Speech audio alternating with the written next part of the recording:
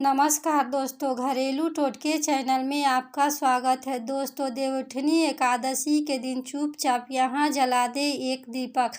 दोस्तों, माना जाता है कि देवउठनी एकादशी के दिन तुलसी जी का विवाह का भी प्रावधान होता है। इस दिन यदि आप भी तुलसी जी का विवाह का सौभाग्य आपको प्राप्त होगा और इस दिन विधि विधान के अनुसार आप तुलसी जी के विवाह भगवान शालिग्राम के साथ कराते हैं तो आपके जीवन में सदा भगवान कृपा बनाए रखते हैं। दोस्तों, देवउठनी एकादशी को तुलसी एकादशी भी कही जाती है। तुलसी जी को साक्षात लक्ष्मी जी का निवास माना जाता है, इसलिए कहा जाता है कि जो भी इस मास में तुलसी जी के समक्ष दीप जलाता है उसे अत्यंत लाभ होता है। इस दिन तुलसी विवाह का भी आयोजन किया जाता है। तुलसी जी का विवाह शालिग्राम से कराने से मान्यता है कि आयोजन से आपको सौभाग्य की प्राप्ति होगी। दोस्तों, तुलसी शालिग्राम का विवाह कराने से वही पुण्य प्राप्त होता है जो माता पिता अपनी पुत्री का कन्यादान करके पाते हैं। शास्त्रों और पुराणों में उल्लेख है कि जिन लोगों के यहाँ कन्या नहीं होती है, यदि वह व्यक्ति तुलसी जी का विवाह करके कन्यादान करे तो उनके घर में जरूर कन्या होगी। इस आयोजन की विशेषता यह होती है कि विवाह में रीति रिवाज होते हैं, उसी तरह तुलसी विवाह के सभी कार्य भी आप करें। साथ ही तुलसी विवाह के संबंधित मंगल गीत भी आप गाएं। दोस्तों, जिस गमले में तुलसी जी का पौधा आप लगाए हैं उसे आप गेरू आदि रंग से सजाकर उसके चारों तरफ से आप मंडप बनाएं। मंडप ईंख का होना चाहिए और उसके ऊपर आप सुहाग की प्रत्येक चुनरी उड़ा दें। यह चुनरी आप लाल रंग की ले। इसके अलावा आप गमले में साड़ी से लपेटें और फिर उनका श्रृंगार करें। इसके बाद आप सिद्धि विनायक श्री भगवान गणेश जी सहित सभी देवी देवताओं और श्री शालिग्राम जी का विधिवत पूजन करें और फिर उन्हें दक्षिणा में एक नारियल भेंट के रूप में अर्पित करें और भगवान शालिग्राम की मूर्ति का सिंहासन अपने हाथ में लेकर आप तुलसी जी की 7 बार परिक्रमा कराएं। इसके बाद आप तुलसी जी व भगवान विष्णु जी की आप आरती करें। दोस्तों, भगवती तुलसी मूल प्रकृति ही प्रधान अंश होती है। प्रारंभ में वे गोलोक में तुलसी नाम की गोपी थी। भगवान के चरणों में उनका अतिशय प्रेम था। रासलीला में उनकी श्री कृष्ण के प्रति अनुरक्ति देखकर राधा जी भी कुपित होकर उन्हें मानव योनि में जन्म लेने के शाप दे दिए थे। इससे वे भारतवर्ष में राजा धर्मध्वज की पुत्री हुई थी। गोलोक में ही सुदामा नाम का एक गोप भी था जो भगवान श्री कृष्ण का मुख्य पार्षद था। उसे भी किसी कारण से क्रोध होकर राधा जी ने दानव योनि में जन्म लेने का श्राप दे दिया था। उनके श्राप से अगले जन्म में वह सुदामा शंखचूड़ दानव बना। ब्रह्मा जी की प्रेरणा से भगवती तुलसी का शंखचूड़ दानव गंधर्व के साथ विवाह हो गया था। ब्रह्मा जी का वरदान प्राप्त कर उस दानव ने अपने पराक्रम द्वारा देवताओं को स्वर्ग से निष्कासित करके अपना अधिकार जमा लिया था। देवतागण त्रस्त होकर भगवान श्री हरि विष्णु जी के शरण में गए थे। भगवान श्री विष्णु जी ने देवताओं को शंखचूर्ण के जन्म के एवं वरदान आदि की सब कथा सुनाई तथा उसकी मृत्यु का उपाय पूछते हुए उन्हें मारने के लिए भगवान शंकर को एक त्रिशूल प्रदान किया गया था और यह भी बताया गया था कि तुलसी का सतीत्व नष्ट होने पर ही उनकी मृत्यु संभव हो सकेगी।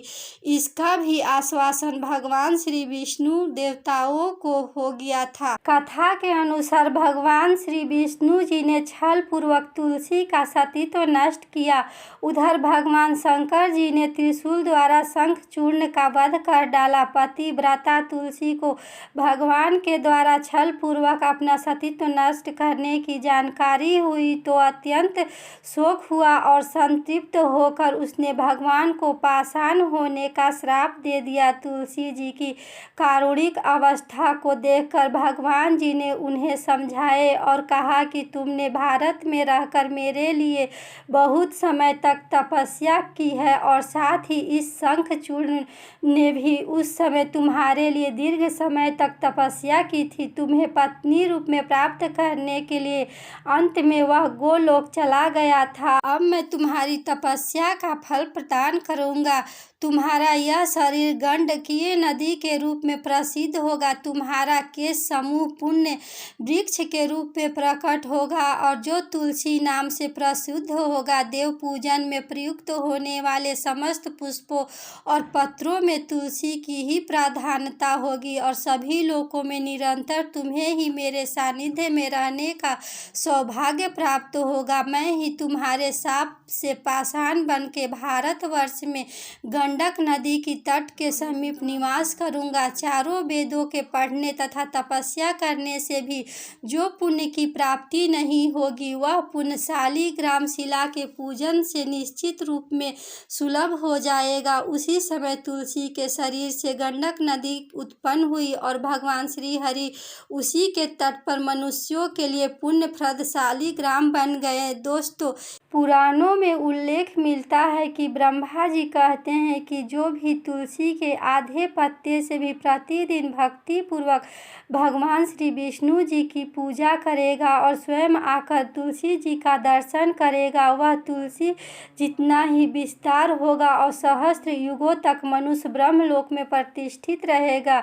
और तुलसी संयुक्त जल से जो स्नान करेगा वह सभी पापों से मुक्त हो जाएगा और भगवान श्री हरि विष्णु जी के लोक में आनंद का अनुभव करेगा। जो व्यक्ति तुलसी का संग्रह करेगा और लगातार तुलसी का वन तैयार करेगा वह पाप मुक्त हो ब्रह्म भाव को प्राप्त करेगा। जिसके घर में तुलसी का बगीचा विद्यमान रहेगा, यानी कि जिसके घर में भी तुलसी का एक भी पौधा रहेगा उसका घर तीर्थ के समान बन जाएगा।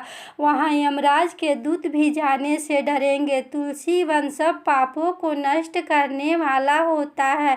वह पुण्यमय तथा अभीष्ट कामनाओं को देने वाला होता है। जो भी मानव तुलसी जी का बगीचा लगाते हैं और उन्हें सींचते हैं और उनके सामने दीपक जलाते हैं वे यमराज को भी नहीं देखते और यमराज से भी नहीं डरते। और फिर जो प्रतिदिन आदर पूर्वक तुलसी जी की यह महिमा सुनते हैं वह सभी पापों से मुक्त होकर ब्रह्मलोक को जाते हैं। दोस्तों, मान्यता है कि कार्तिक मास में देवउठनी एकादशी के दिन आप तुलसी जी की पूरी विधि विधान के साथ विवाह कराते हैं और उनका दान कन्यादान करते हैं तो आपके जीवन में सुख समृद्धि का वास होगा। और तुलसी जी के पास आप उस दिन एक घी का दीपक जलाएं, इससे आपके अनंत पुण्य की प्राप्ति होगी। और तुलसी को साक्षात लक्ष्मी जी का भी निवास माना जाता है और आपके घर में सकारात्मक ऊर्जा का संचार होगा तथा आपके जीवन में सुख समृद्धि का वास होगा। इसलिए कहा जाता है कि जो भी इस मास में तुलसी जी के समक्ष दीप जलाएगा और उस दिन गाय के घी का शुद्ध दीपक तुलसी जी के पास रख के उनकी विधि विधान के अनुसार विवाह कराएगा, उसके जीवन में अत्यंत ही लाभ होगा और उसके जीवन में कभी भी कष्ट की छाया तक नहीं आएगी। दोस्तों, आशा ही नहीं पूर्ण विश्वास है कि यह वीडियो आपको बहुत पसंद आई होगी। दोस्तों, इस वीडियो को लाइक करें, शेयर करें और इस चैनल को सब्सक्राइब करें। धन्यवाद।